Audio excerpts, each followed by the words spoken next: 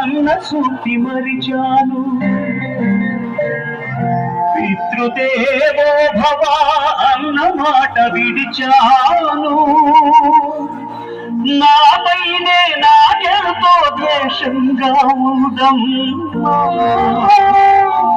నీ చేసిన పాపాలకు నిష్కృతి లేదమ్మా.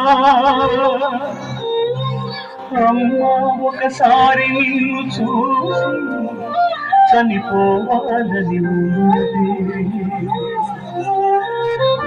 నాన్ని ఒక్కసారి పిలిచి కనుమోయాలని ఉన్నది.